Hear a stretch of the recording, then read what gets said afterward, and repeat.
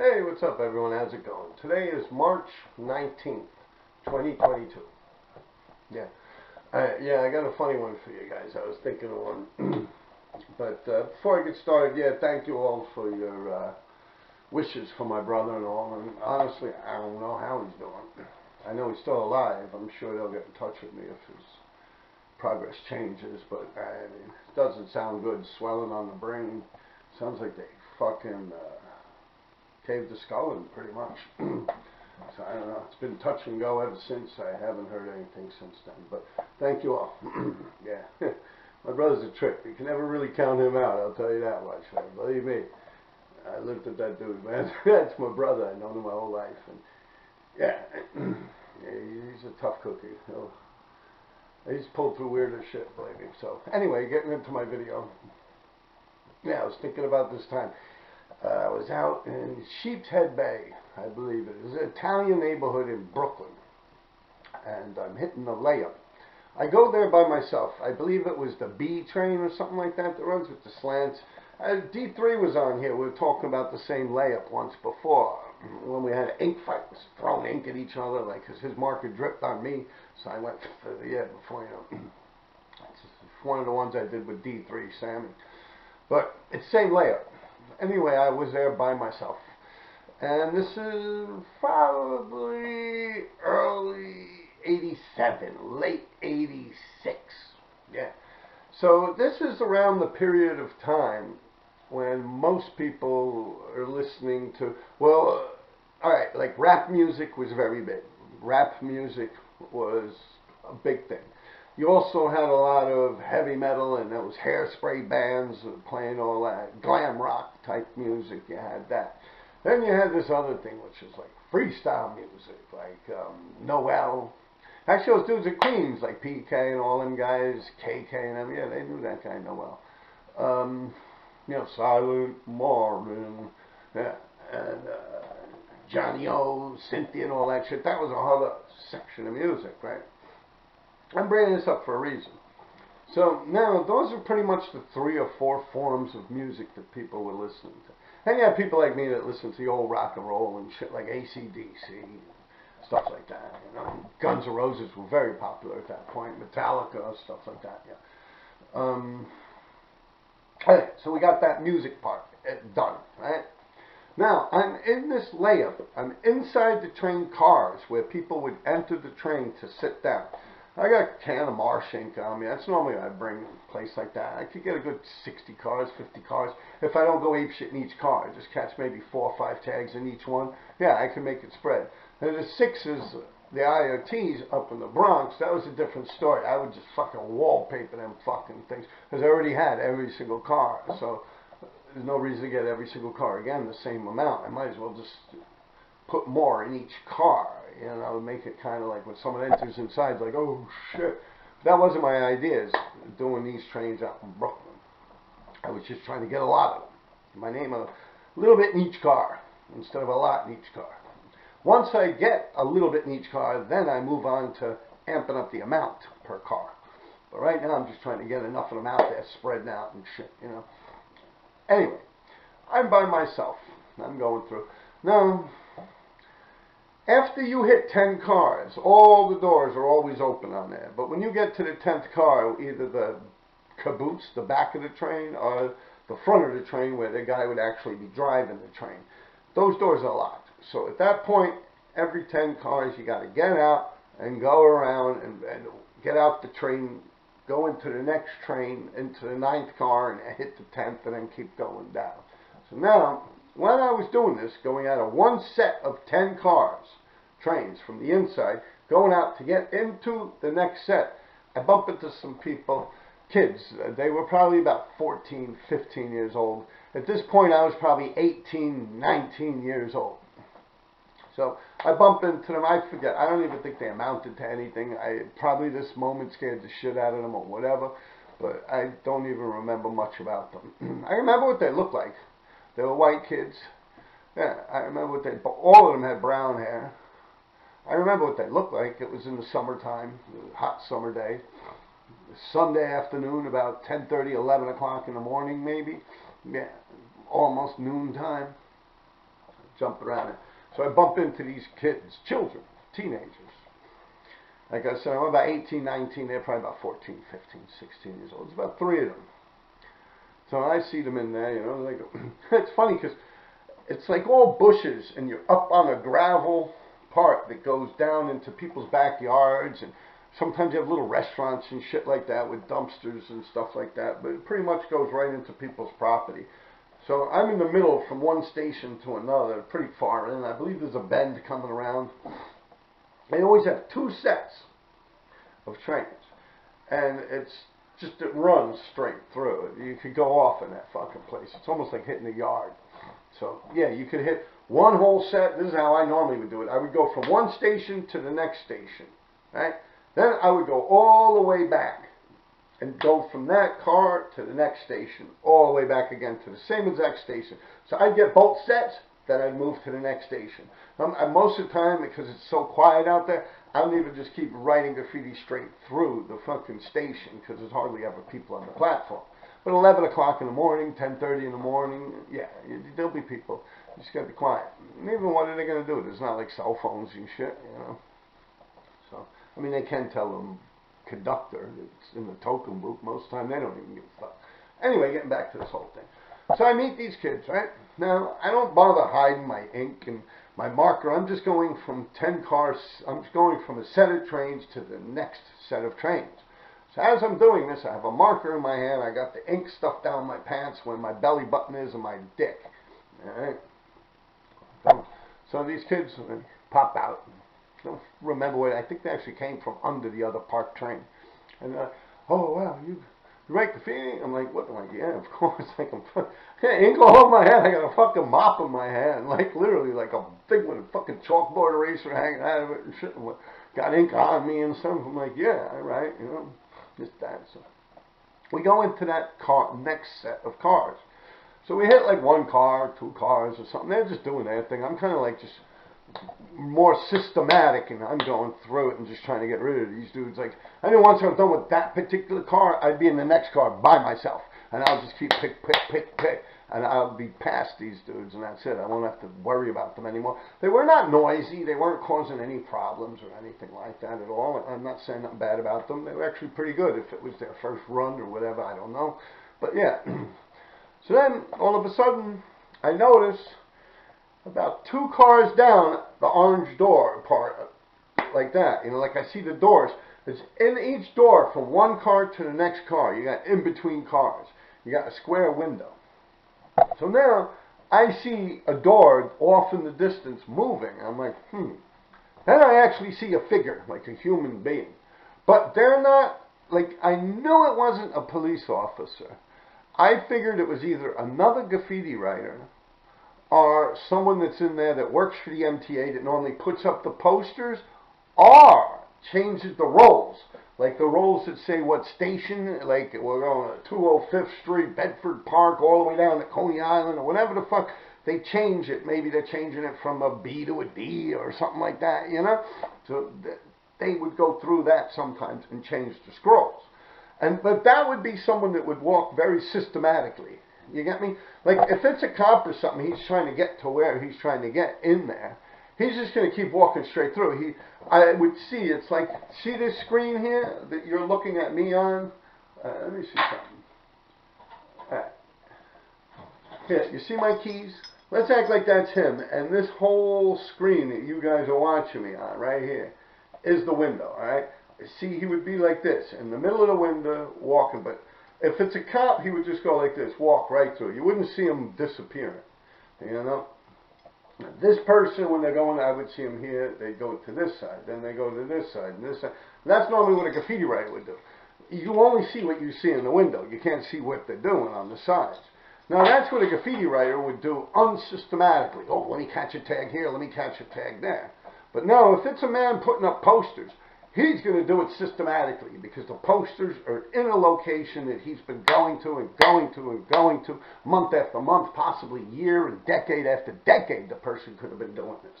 So they just are doing their job. And you can tell the difference between someone busting a nut with a marker and writing graffiti and someone that is doing their job. You can tell. If you're out there like that for as long as, you know, like me, I put it in. I know these things. Well, anyway, you know, I stop and I tell these kids, I'm like, yo, just be quiet. Someone's coming. When I tell them, I say, shh, be quiet. Someone's coming. What do you know? What do you mean? How do you know someone's coming? And I say, they're right there. And all of a sudden, they were gone. These kids were fucking gone, man. Like, they were gone. They slammed through the gate and the doors and everything. Bing, bong, bang, crack, crash, crash, crash. They were fucking gone. You know, I was trying to explain to them. I see him, but he's like 2 cars away. Like, you don't have to fucking run out like a maniac, you know. But that's what they did. They tore ass out of that fucking place, man. They ran and they made so much fucking noise. It was like insane. It was like the things with the fucking boing, the stoppers with the chain when you go on in between cars. It's like they pulled the thing that's like 2 springs. It goes boom and slams. And then the gate, the little ring chain gate, they rattle that fucking thing, and then they're running and this and that. And I actually did not, because I just said, okay, I know what they're doing. They're fucking going that way. They're definitely not running towards the fucking person in question, whether it's a cop or whatever. The person is coming towards us. Their kids are not running that way. So I got to worry about this guy. I know they're running out like a bunch of assholes. They're going to fly out into the station, and they're going to fucking run like motherfucking bats out of hell. Bottom line, right through the token booth clerk and everything. Probably just run right home. But I'm keeping my eye on this guy. Now all of a sudden I don't see him for a minute or 2. And I'm like, yo, I go off to the side and I look. So I look out the window to see, you know, what's going on. I open the window, look out the window. When I look out the window, he's looking out the window. He's looking at me and I'm looking at him. I'm like, ah, fuck, man, let me get out of here, man. So, you know, I close the fucking window. I go out, right? Now, like I said, this is on like a gravel pit. Like the trains are up here and it's like just rocks and gravel. And there's like, there's 2 lines that are working, you know, to Brooklyn, to Manhattan. You know what I mean? Brooklyn, Manhattan, Brooklyn, Manhattan. In the middle of that, there's 2 more tracks. So, about 2, 4, 6, 8. About 8 tracks. So now, there's a hill. And at the hill, there's like these little bridges that go over streets that past these train tracks. Of course, they don't run right over the train tracks. These train tracks are elevated above the street. Now, the train runs on like a little cement bridge over the street. And on the sides of that, there's like gravel rock hills that come down from the train tracks. So I slide down this gravel pit rock hill down and I get onto the street. I'm like, I'm getting out of here. I wasn't running or nothing. I just, you know, the guy saw me. I saw him.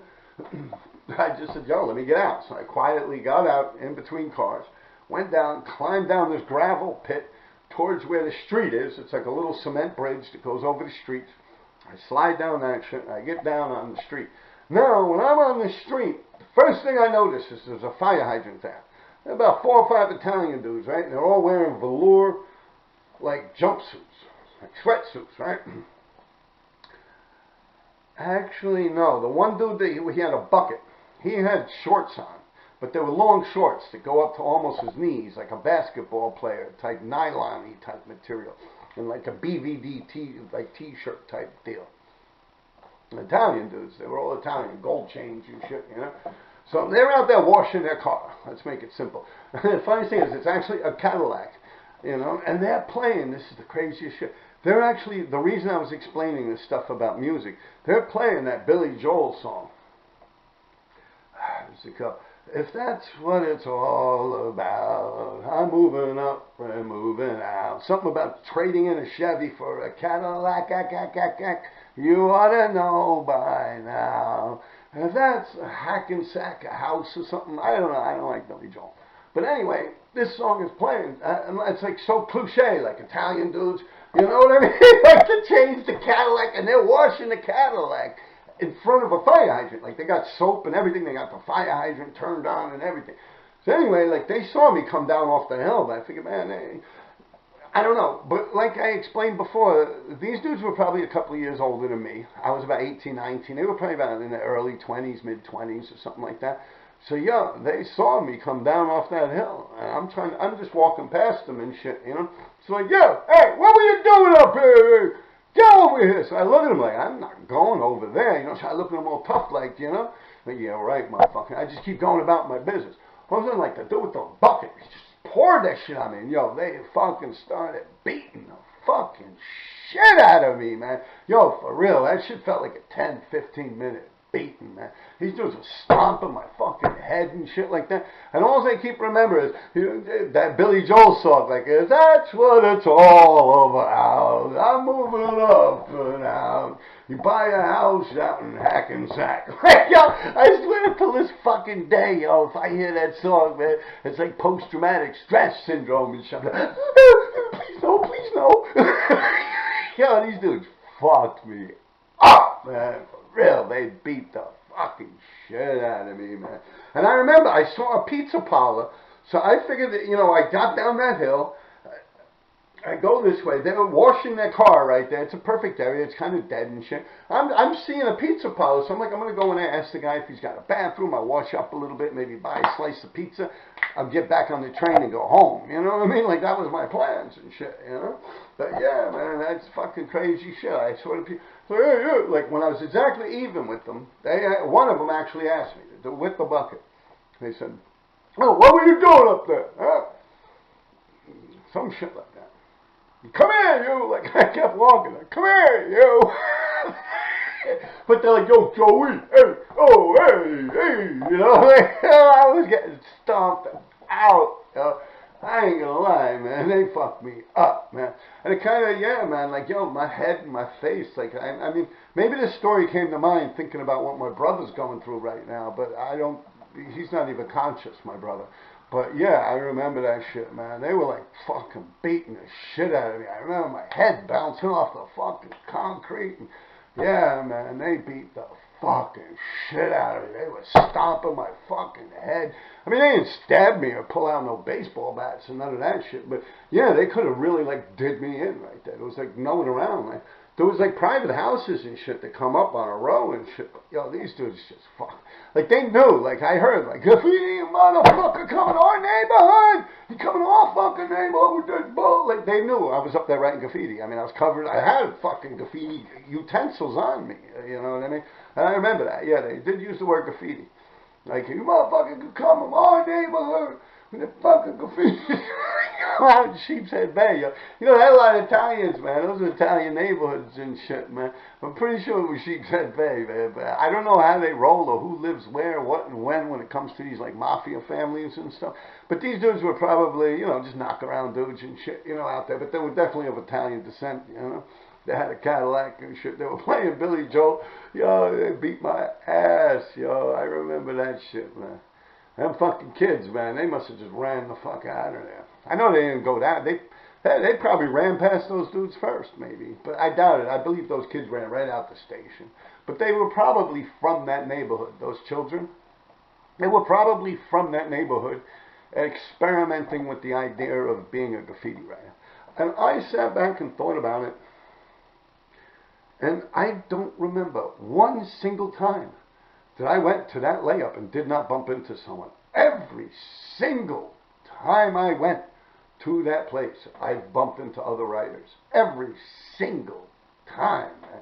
Yeah, there was always writers there. Always, every single time.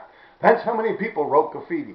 Like, on that particular occasion, I bumped into them 15, you know, those little 15, 16-year-olds that were from the neighborhood. And I'm pretty sure in my mind that the person that was coming my way, that I saw, the whole reason these kids ran away and I got the shit beat out of me in the fucking street, I believe that was a writer too. Like, I believe if, you know, we hid for a little while and came up, it would have probably been like Bet or some shit like that, you know, for real. It was probably, you know, someone on a soul mission, like one of them, Crook or TBK or something like that, probably, yeah. It's probably one of those guys that was actually going through the insides. But the little kids that I bumped into, they just took off, so I took off. Because I looked at the person, you know, I looked them dead in the face. I didn't say nothing to them, you know what I mean? I looked, like when I looked out the window, because I saw the person disappear, so I said, let me look out the window. Is this maybe the guy that we see when these little kids ran away? I'm talking about inside the subway car.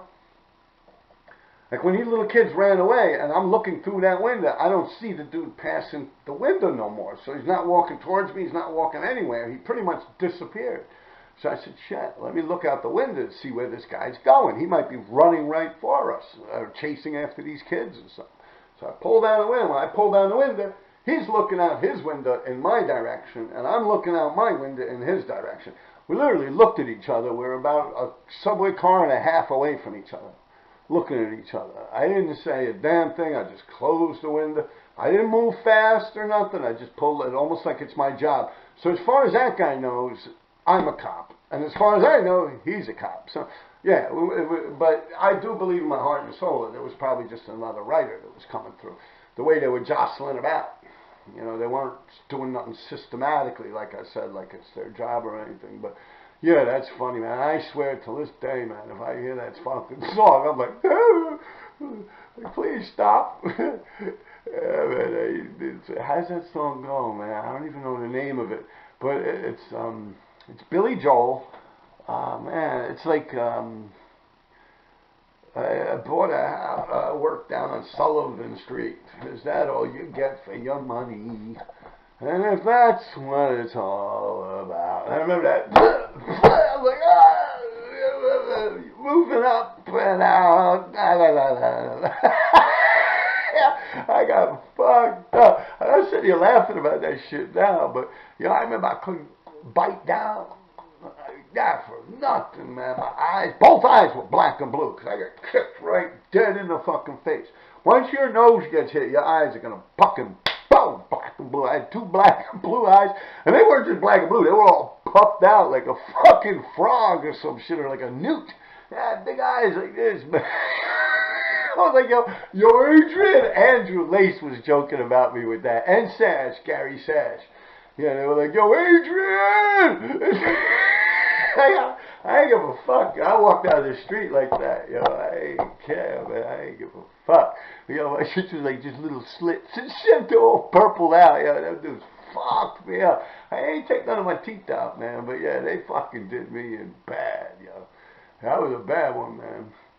Yeah, I think I was thinking about that because I don't know how much pounds of pressure it would take to actually fucking break someone's skull. You know, like my brother's skull is broken. Like, yeah. It's like, yo, I was really like doing some research on that shit. That's like baseball bat shit, you know, probably locking a sock or something like that, or bashing his head off the toilet or something like that. But yeah, pretty bad.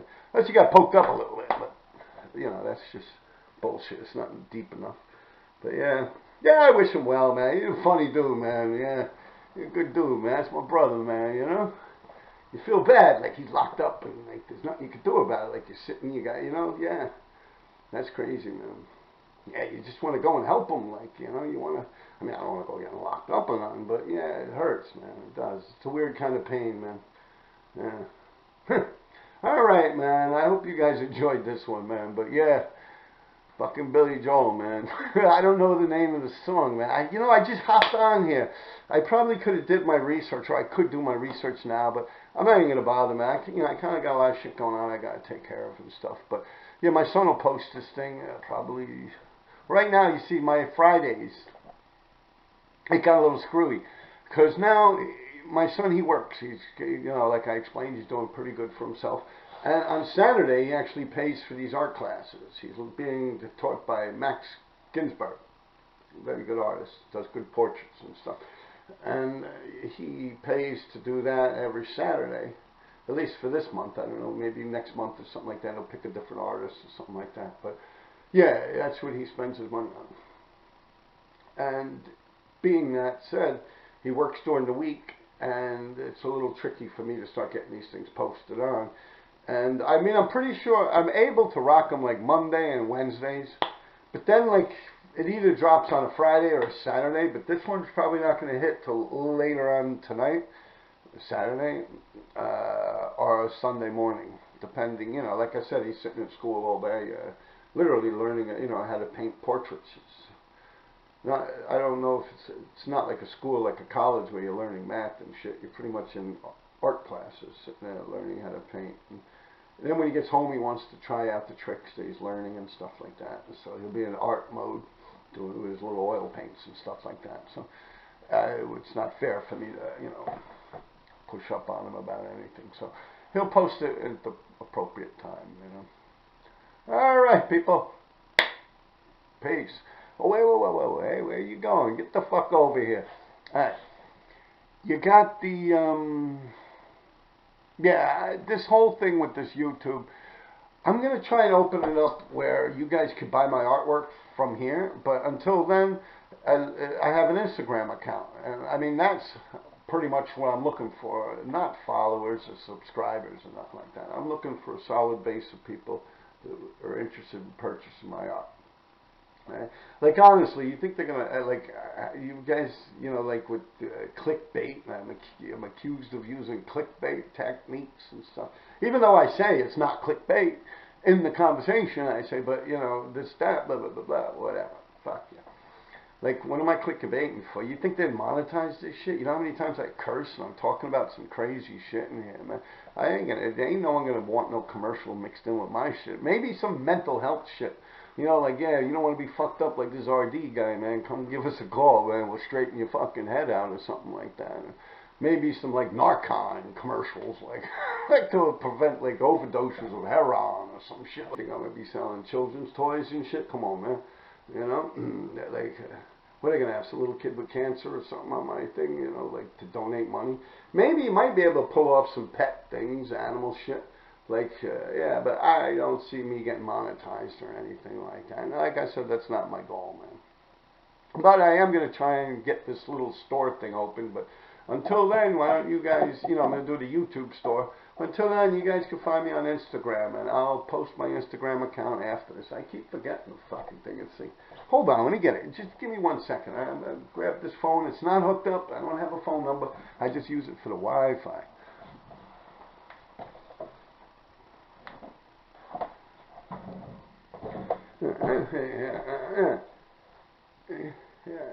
Let me look intelligent here. You guys think I'm a goofball.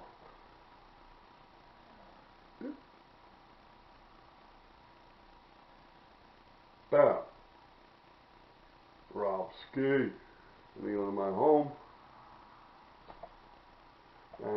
You see that? That's fucking me. Okay? Do you see?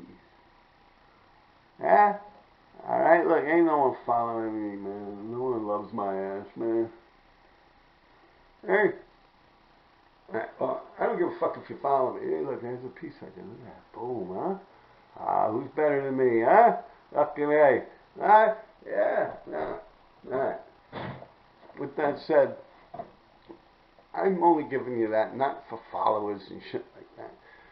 If you're interested in purchasing artwork on me, I could give a rat's ass if you follow the fucking thing, but you could go on there and look and see if there's artwork you like, get in touch with me, and sell it to you. Whether you follow me or not is immaterial to me. Alright, people. Take care of yourselves, man. Yeah, that fucking Billy Joel, huh? Yeah, I swear, man. You play that shit now, she'll disorient me and shit. Yeah, that's that PTSD shit, man, for real. Oh, yeah. I look at, that's another funny thing. People talk all this shit about that PTSD, that fight or flight and shit. That shit, it kind of becomes like alertness, like an animal. I don't think that's a negative. Like, that shit's always kind of hooked me up. Like, that shit's, it puts you right in the mode, like, on, off.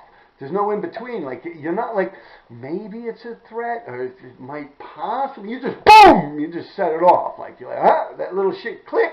And you're fighting, or you're running. Like, yeah, no, true fucking story. Yeah, you don't sit there second thinking or second guessing shit. And to me, I don't think that's a plus, yo. That's like the evolution. Like, I'm like a fucking X-Men, yo. Fucking A. Yeah, not X-Men the Graffiti Crew. I ain't down with that shit. I'm just talking about like Xavier and shit. Like, it's almost like you mutate. Yeah, like a fucking mutant. Yeah, fucking RD the mutant.